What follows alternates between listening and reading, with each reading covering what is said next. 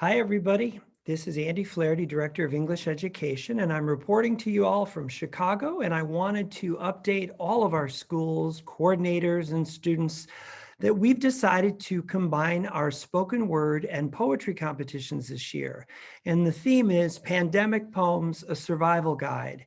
It was inspired by my looking online and researching all the movements in poetry since the COVID pandemic began, and I've been so inspired reading various different districts and national organizations that have been talking about the power of poetry to save our lives. And it reminded me of a time when I was young and a poem I wrote that actually did that for me. The poem went, "We move from shadow to shadow, catching only small glimpses of the sun we strive for. Perhaps when we reach it, we will find it to be only another shadow, but we will reach it and move on to others. It is the movement that provides the light." And I wrote that when I was 17 years old, and I still think of that poem and how it helped me through some really difficult times. So what we've decided to do is present our events this year as an evolving series of events where students are going to share words of hope and inspiration with our network and with the world beyond. This basically means that this combination of events is going to be held a little differently.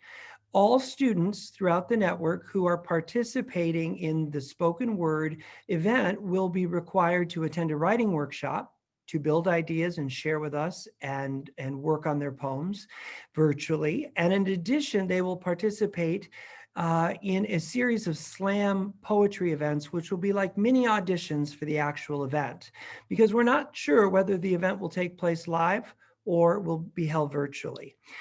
The writing competition rules and details are slightly different, but they are all under the heading of Pandemic Poems, a Survival Guide.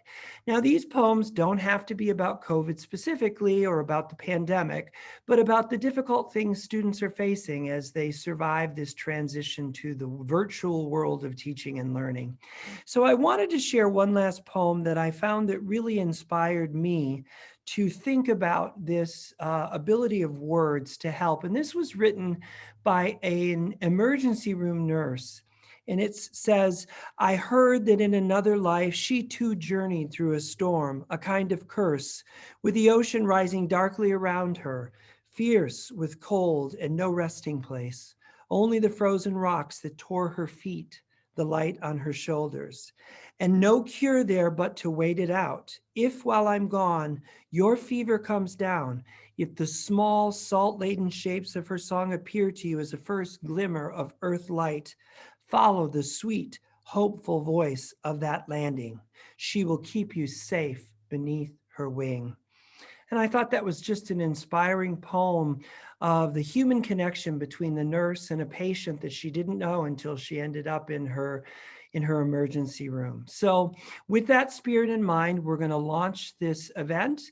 Teachers and schools can look on the Concept English website and find information, or they can reach out to me at Andy Flaherty, a Flaherty at conceptschools.org.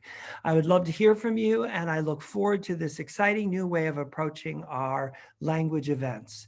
Thank you, and have a great week, everybody.